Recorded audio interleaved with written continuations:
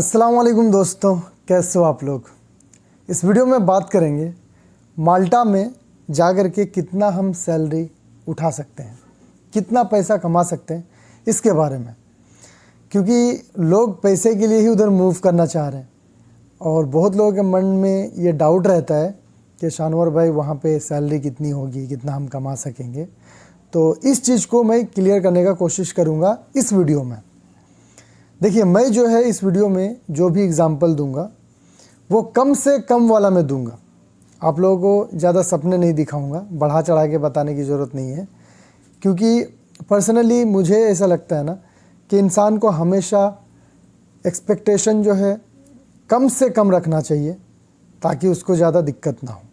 तो हम इस वीडियो में कम से कम में ही बात करेंगे, इससे ज़्यादा तो हम कर ही सकते हैं, डिपेंड करेगा कौन कितना मेहनती है। तो बहरहाल वीडियो को ज़्यादा लंबा नहीं करेंगे।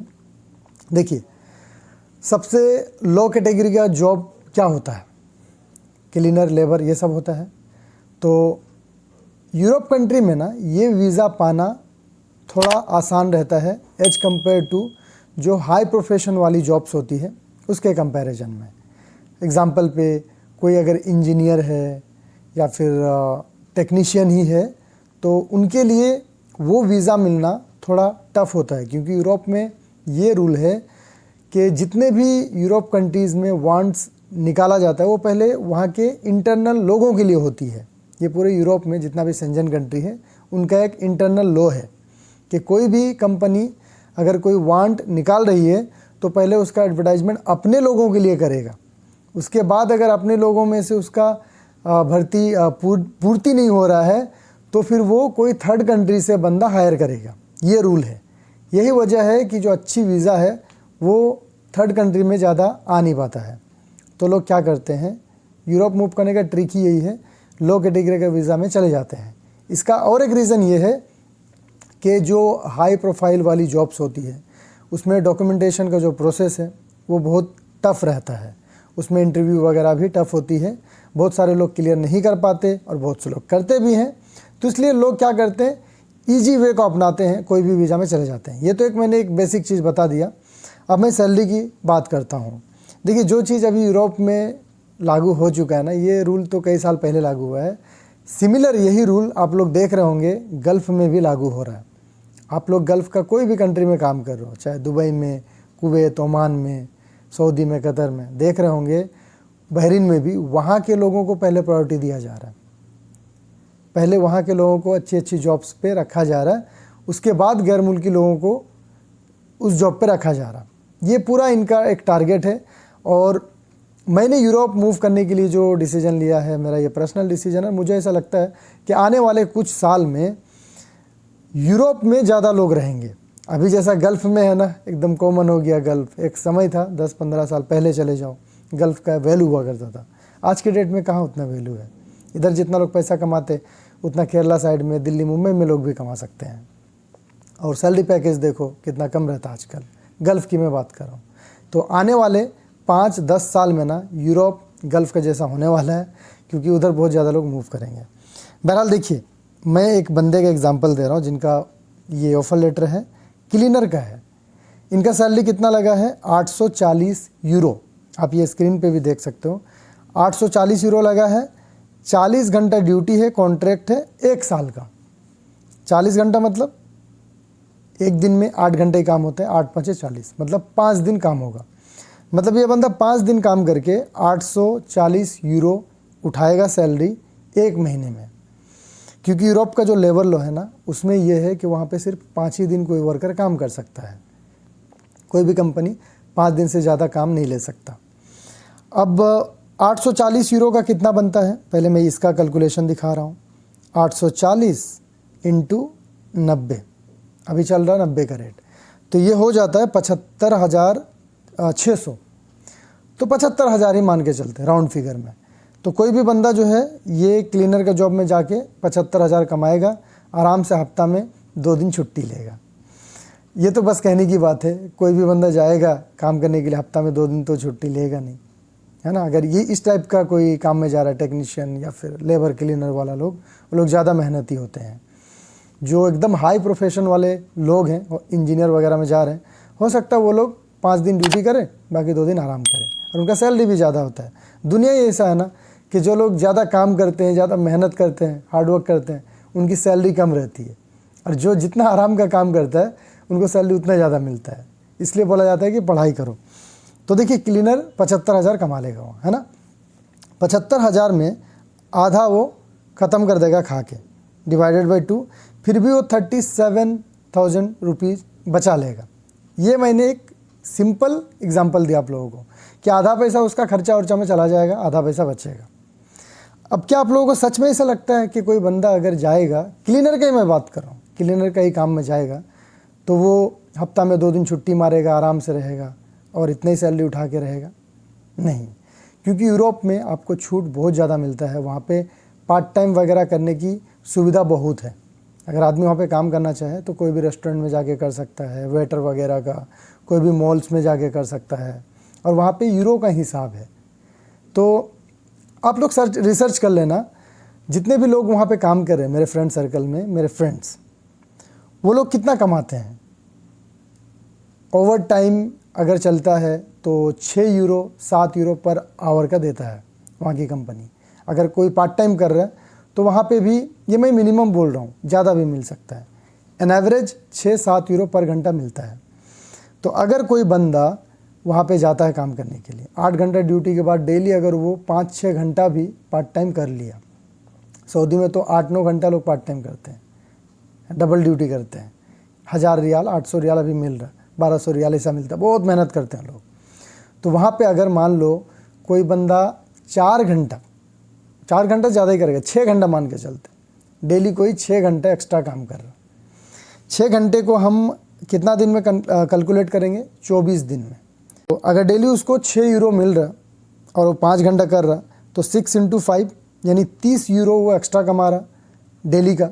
डेली 30 यूरो कमा रहा, उसको हम गुना कर देंगे 26 से, मतलब 780 यूरो वो और एक्स्ट्रा कमा सकता है। तो 780 यूरो कितना बन जाता है इंडिया का? इंटू 90, मतलब 70,000। वो एक्स्ट्रा 70,000 कमा सकता है, और भी अगर 5 घंटों में मेहनत कर रहा तो। ये सब मैं कम से कम में बता रहा हूँ, ज़्यादा से ज़्यादा मैं नहीं। अगर कोई ज़्यादा मेहनती है इससे ज़्यादा भी कमा सकता है। तो 70,000 इधर वो कमा लिया पार्ट टाइम से, और वो उसका जो अपना बेसिक सैलरी था उसमें से आधा हम लोगों ने खर्चा में निकाल दिया था, आधा बचाए थे। आधा कितना हुआ था? 35,000 के करीब में हुआ था।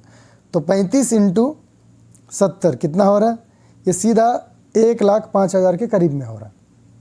कहने का मतलब ये है कि यूरोप में जो भी बंदा जाता है, 1 लाख रुपए कमाना इंडिया का, सेविंग अपना बता रहा हूँ, ये कोई बड़ी बात नहीं है। वहाँ पे आराम से लोग हर महीने 1 लाख तो कमाएंगे ही। थोड़ा सा अगर ज़्यादा मेहनत करेंगे, 25% अगर एफर्ट देंगे, 1.5 लाख वो खा पी के आराम से बचा लेगा। याद रखिएगा, ये मैंने क्लीनर का बताया है। अगर मान लीजिए कोई बंदा वहाँ पे जाके कोई टेक्नीशियन का जॉब कर रहा, क्लीनर का वीज़ा में गया, लेकिन वहाँ पे उसने स्विच कर लिया, कोई कंपनी में टेक्नीशियन का जॉब में अपने आप को स्विच कर लिया, तो टेक्नीशियन लोगों का वहाँ पे सैलरी 1500 यूरो 2000 यूरो तक होती है। अगर मान लीजिए किसी का 1500-1700 यूरो ही सैलरी हो रहा है, तो कितना हो रहा है? 1700 × 90, मतलब 1.5 लाख उसका बेसिक सैलरी हो रहा है। इस बीच अगर वो ओवर टाइम वगैरह कर लेता है तो ओवर टाइम करके भी 1 लाख के करीब में वो आराम से कमा सकता है। तो 1.5 लाख वो आराम से कमा सकता है अगर थोड़ा सा मेहनत करेगा तो। और यहाँ पे मैं ये भी बोलूँगा कि आप में से कोई भी अगर यूरोप जाना चाह रहे हो, तो अगर आप मेहनती हैं तभी जाएं। आप जाइए वहाँ पे, थोड़ा अपने आप को टाइम दीजिए, जल्दी से वहाँ पैसे कमाइए, उसके बाद अपने फैमिली के साथ में सेटल हो जाइए, क्योंकि वहाँ पे टैलेंट देखा जाता है, आपका काम देखा जाता है। अगर आप मेहनती हो तो फिर आप आराम से वहाँ पे अच्छा खासा पैसा कमा सकते हो। ड्राइवर लोगों के लिए भी एक चीज़ मैं बता दे रहा हूँ, जो लोग ड्राइवर का वीज़ा में वहाँ पे जा रहे हैं, ड्राइवर का काम करेंगे, उनका जो इनकम है ना वो अनलिमिटेड रहता है। वो क्योंकि वहाँ पे टूरिज़्म बहुत ज़्यादा है और सीज़न में वो अनगिनत पैसा कमाते हैं। सऊदी में ही आप देख लीजिए, जो लोग ड्राइवर हैं ना, यहाँ पे भी कमाते हैं अच्छा खासा। तो वो तो यूरोप है, सऊदी का करेंसी का 4 गुना ज़्यादा वैल्यू है वहाँ पे, तो कमाई भी ज़्यादा होगी। जैसे हमारा इंडिया में हम लोग जो काम करते हैं उसका डबल तिबल सऊदी में हम लोग कमा लेते हैं वही काम में। तो सेम यही चीज़ है, सऊदी में हम लोग जो काम में जितना कमा रहे हैं, यूरोप में उसका आप 2 गुना 3 गुना ज़्यादा कमा लेंगे अगर इतना मेहनत करोगे तो। देखिएगा, बहुत लोग आपको डीमोटिवेट करने का भी कोशिश करता है। वो लोग बोलते हैं अरे नहीं यूरोप मत आओ, उधर ही ठीक हो। पता नहीं ह्यूमन एक नेचर है, ज़्यादातर लोग कैसे हैं मालूम है दुनिया में, कि दूसरे को वो अपने से आगे जाते हुए नहीं देख पाते या फिर उसका बराबरी करे, ये उनसे बर्दाश्त नहीं होता है। अगर मैं झूठ बोल रहा हूँ तो आप लोग अपने आप में देख लो, ज़्यादातर लोग ऐसे मिलेंगे जो गल्फ़ में ही सपोर्ट नहीं करते अपने लोगों को, बुलाते नहीं, हेल्प नहीं करते। ये इस टाइप का एक ह्यूमन नेचर है, इसको हम बदल नहीं सकते। ये ज़्यादातर लोगों में होता है, कुछ लोगों में नहीं भी होता है। तो सेम चीज़ वही है, जो लोग गल्फ़ में जो लोग अभी यूरोप में होंगे ना, आपका रिश्तेदार में, रिलेटिव में, हो सकता है वो आपको डीमोटिवेट करेंगे। बहुत कम लोग होते हैं जो दूसरों को मोटिवेट करके वहाँ पे आने के लिए बोलते हैं। हर जगह में स्ट्रगल है। अगर कोई ये सोच रहा है कि यूरोप में जाके हम आराम से पैसा कमाएंगे, नहीं, वहाँ पे भी आपको मेहनत करना पड़ेगा। और गल्फ़ में भी हम लोग मेहनत ही करते हैं, लेकिन जो मेरा एक्सपीरियंस है पिछले 6 साल का, मैंने गल्फ़ को जो ऑब्ज़र्व करा, मुझे ऐसा लगता है यहाँ पे रह के लोग अपना एक अच्छा घर बना लेते हैं, फ्यूचर के लिए कुछ उतना अच्छा नहीं कर पाते हैं जो लोग टेक्नीशियन कैटेगरी के लोग हैं। बहुत कम ही लोग हैं जो सक्सेस हैं, नहीं तो ज़्यादातर लोग अपना सिर्फ टारगेट ही बनाते रह जाते, वो चीज़ पूरा होता नहीं है। ज़्यादातर लोग ऐसे हैं। हाउस ड्राइवर्स की अगर मैं बात करूं तो बेचारे 1500-2000 सैलरी में सिर्फ अपना घर का गुजारा कर लेते हैं। यही चीज़ अगर वो यूरोप मूव करके थोड़ा सा मेहनत करेंगे ना, पूरी आज़ादी के साथ अगर वो थोड़ा वहाँ पे मेहनत कर लिए तो इससे कई गुना ज़्यादा पैसा कमा सकते हैं। और रिसेंट में कई मेरे दोस्त भी गए वहाँ पे जो हाउस ड्राइवर्स हुआ करते थे। अल्हम्दुलिल्लाह आज वो लोग खुश भी हैं। अभी बहुत सारे मेरे भाई लाइन पे भी हैं, उनका भी इंशाल्लाह काम कराऊंगा, वो भी खुश होंगे। एक और देखिए, लोगों में मिसअंडरस्टैंडिंग है यूरोप को लेके। लोगों को डीमोटिवेट करने के लिए कुछ लोग बोलते हैं कि यूरोप में टैक्स पे करना पड़ता है ना। तो भाई टैक्स कहाँ पे नहीं करना पड़ता है, मुझे ये बताओ आप लोग।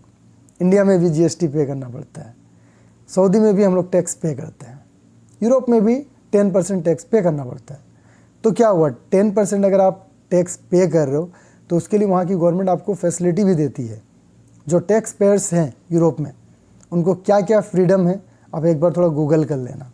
तो देखिए, कहने का मतलब ये है, दुनिया में मेरिट्स और डीमेरिट्स हर जगह में है, हर जॉब में है, हर कंट्री में है। तो कोई भी चीज़ को नेगेटिव वे में मत लीजिएगा, नहीं तो आप नेगेटिविटी की तरफ चले जाओगे। उम्मीद करूँगा ये सैलरी का जो डाउट है लोगों में वो क्लियर हो गया होगा। कोई भी डाउट बाकी रह गया तो कमेंट करके आप पूछ सकते हो। मिलता हूँ फिर नेक्स्ट वीडियो में। अपना ख्याल रखिए। Thank you so much for watching.